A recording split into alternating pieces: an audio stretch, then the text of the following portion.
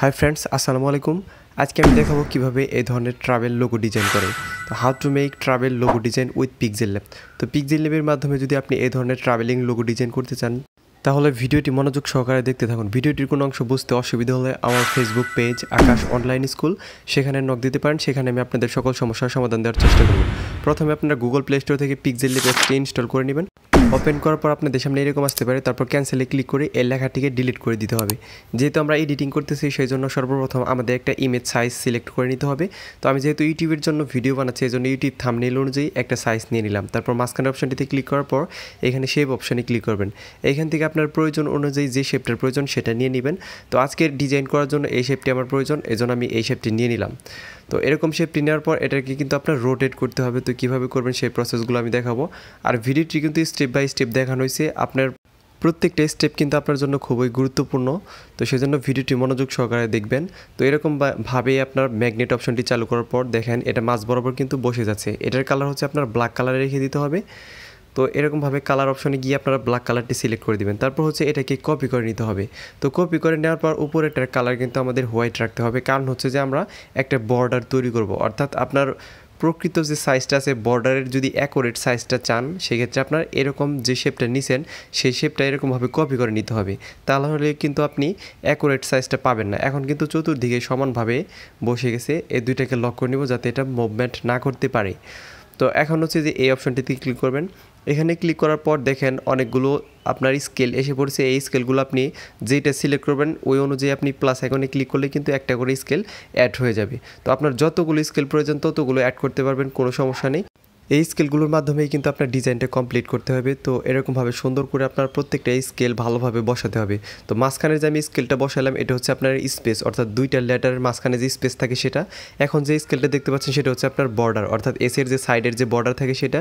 এটা হচ্ছে আই, এটা হচ্ছে আরেকটা বর্ডার। এখান থেকে হচ্ছে আবার টি এর যে মাঝখানের যে বর্ডারটা থাকে সেটা। এরকমভাবেই কিন্তু আপনার ধাপে ধাপে কাজটা সম্পূর্ণ করতে হবে। এখন এটা হচ্ছে এসের মাঝখানের যে বর্ডার থাকে সেটা তৈরি করার জন্য এই স্কেলটা নিলাম।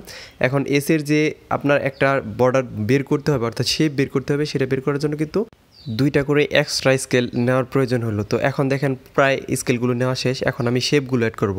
আপনি যেই শেপটা যেখানে ব্যবহার করবেন সেখানে হচ্ছে আপনার কালারগুলো সিলেক্ট করে দিবেন। আপনার সাদা কালারটা কিন্তু ইরেজ হয়ে যাবে। আপনি যেখানে সাদা কালারটা ব্যবহার করবেন মনে করবেন যে সেখানে কালারটা কিন্তু সম্পূর্ণ ইরেজ হয়ে যাবে। আর যেখানে কালো কালার ইউজ করবেন সেই কালারগুলো কিন্তু আপনার থেকে যাবে। এখন হচ্ছে দেখেন এসের এটা হচ্ছে শেষের বর্ডার, তারপর হচ্ছে মাঝখানের এসের যে বর্ডারটা আছে সেটা তৈরি করার জন্য সেটা যেহেতু থাকবে সেই জন্য সেটার কালার আমি কালো কালার দিয়ে দেবো। অর্থাৎ বড় যে শেপগুলো আছে সেগুলো আপনি কালো কালার দিয়ে ভরাট করে নেবেন। তো দেখেন এই যে এরকমভাবে তো কালো কালার দিয়ে আপনার ভরাট করে নিতে হবে। তারপর হচ্ছে যে এখানে মাঝখানের যে শেপটা এটা কিন্তু আপনার বলছিলাম যে স্পেস বের করার জন্য, সেজন্য কিন্তু আমি সাদা কালার রেখে দিলাম। এখন এসের এই যে ছোটো দুইটা যে শেপ নিয়েছিলাম সেখান থেকে কিন্তু আপনার এসের যে শেপ আছে অর্থাৎ স্পেস সেটা বের করছি। এখন আমি মাঝখানে একটা আয়ের মতো তৈরি করছিলাম, সেটার জন্য এরকম একটা স্টিক দিয়ে দিলাম। তারপর হচ্ছে এটা হলো স্পেস, তারপর হচ্ছে টি এর বর্ডারটা দিতে হবে। আমি ভিডিওটা একটু ফাস্ট করে দিয়েছি, কারণ হচ্ছে যে অনেক সময় লাগবে এরকমভাবে যদি আমি স্লো মোশনে দেখাইতে যাই।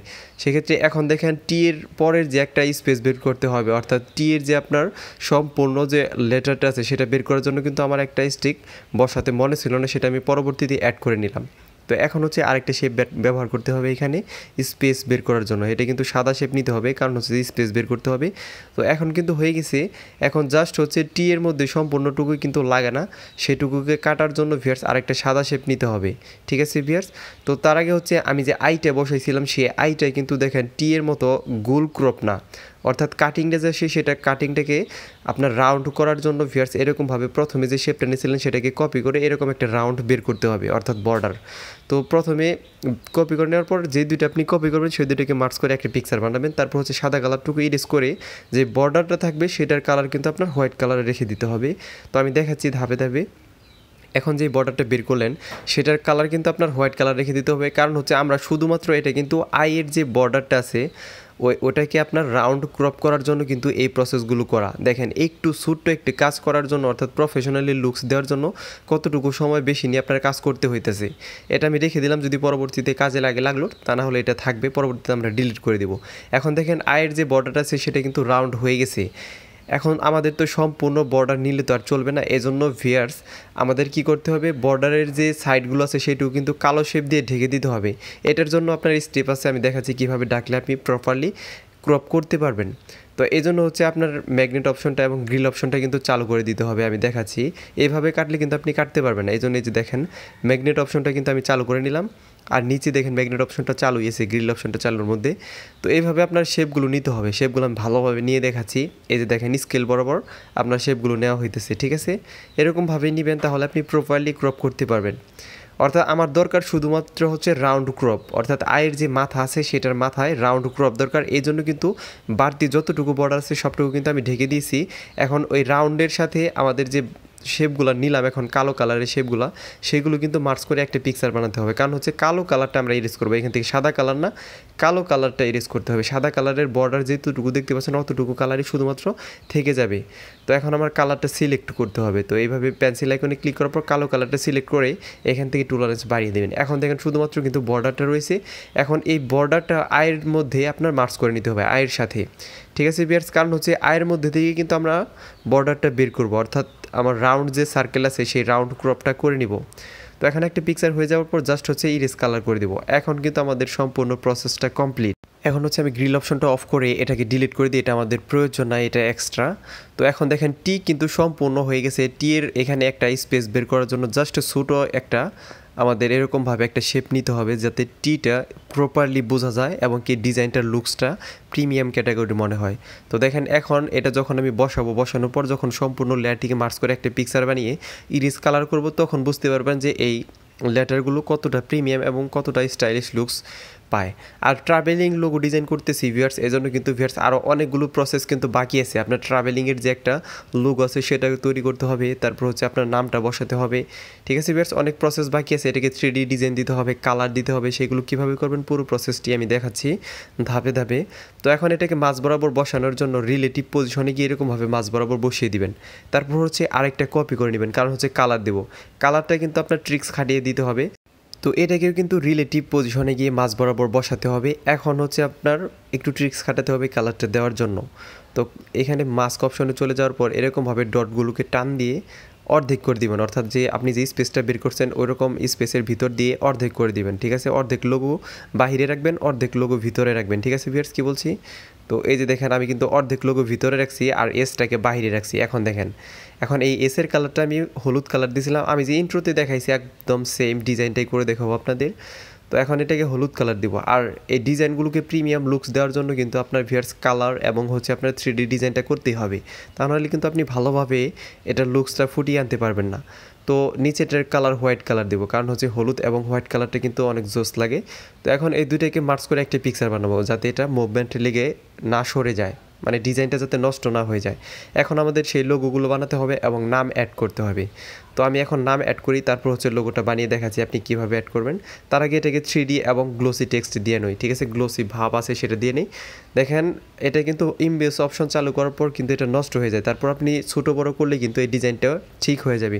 যতক্ষণ পর্যন্ত না আপনার ঠিক হবে ততক্ষণ পর্যন্ত কিন্তু আপনার ছোটো বড়ো করতেই থাকতে হবে। তো এটা কিন্তু আপনার এখন শ্যাডোটা চালু করে দেওয়ার পর কিন্তু এটা 3D একটা ডিজাইন হয়ে গেছে। জাস্ট হচ্ছে এখন নামটা বসাতে হবে এবং কি ব্যাকগ্রাউন্ডটা অ্যাড করতে হবে। তো ব্যাকগ্রাউন্ডটা অ্যাড করে দিচ্ছি ভিউয়ার্স। ব্যাকগ্রাউন্ডটা অ্যাড করার জন্য আমি যে অপশনে ক্লিক করছি ওই অপশনেই কিন্তু আপনার ক্লিক করতে হবে, তা না হলে কিন্তু আপনি নতুন নিয়মে ব্যাকগ্রাউন্ড অ্যাড করতে পারবেন না, ওইভাবে আপনার অ্যাড করতে হবে। এখন এই ব্যাকগ্রাউন্ডটা ডাউনলোড লিঙ্ক আমি ডেসক্রিপশন বক্সে দিয়ে দিব, আপনারা সেখান থেকে ডাউনলোড করে নেবেন, অনেক প্রিমিয়াম একটা ব্যাকগ্রাউন্ড। তো ভিউয়ার্স দেখেন এটার লুকসটা কিন্তু অনেক সুন্দর আসতেছে।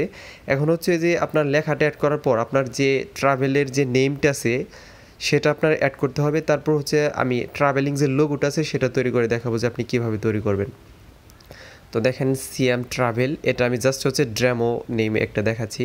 আপনারা চাইলে আপনাদের নাম বা আপনারা যদি কোনো অর্ডার পেয়ে থাকেন সেক্ষেত্রে ওই নামে আপনি ডিজাইনটা তৈরি করতে পারবেন। আজকের ফন্টের নাম হচ্ছে ইউনিভার্সাল শরীফ, এটা আপনি ব্রাউজারে গিয়ে সার্চ করলে পেয়ে যাবেন। আর কীভাবে পিক্সেল লেভে ফন্ট অ্যাড করতে হয় আমার চ্যানেলে ভিডিও আছে, আমি ভিডিও লিঙ্ক ডেসক্রিপশন বক্সে এবং উপরের দিকে তাকান একটা লেখা আসছে আই বাটন, সেখানে দিয়ে দিব, সেখানে ট্যাপ করে আপনি দেখে নিতে পারবেন। তো এভাবে বসানোর পর এটাকেও কিন্তু দুইটা কালার দিছিলাম ভিউয়ার্স আমি।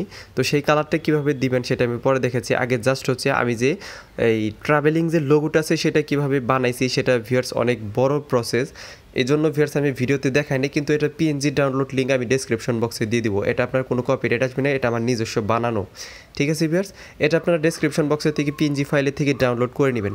এখন হচ্ছে যে আমি এটার কালার অর্থাৎ 3D ডিজাইন দেওয়ার জন্য শ্যাডো অপশনে চলে গেলাম। এখান থেকে শ্যাডো অপশন থেকে কিন্তু আপনি হালকা পাতলা যে 3D ডিজাইন আছে সেটা কিন্তু দিতে পারবেন। প্রফেশনালি একটা ডিজাইনই হবে, সমস্যা নেই। এখন আমি এই কালারটার অর্থাৎ এই লেখাটার কালার দেবো। সিএমের কালার করছিলাম আমি অন্য কালার এবং ট্রাভেলের কালার আমি হোয়াইট কালারে রেখে দিছিলাম।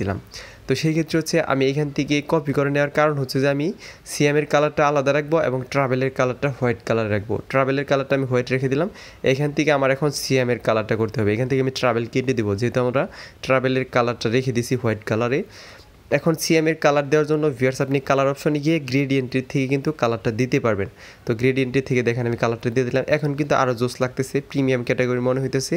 তো এখন দেখেন দুই কালার এবং কি পুরো লোগোটার দিকে একটু তাকায় দেখেন কতটা সুন্দর এবং প্রিমিয়াম একটা লোগো হলো।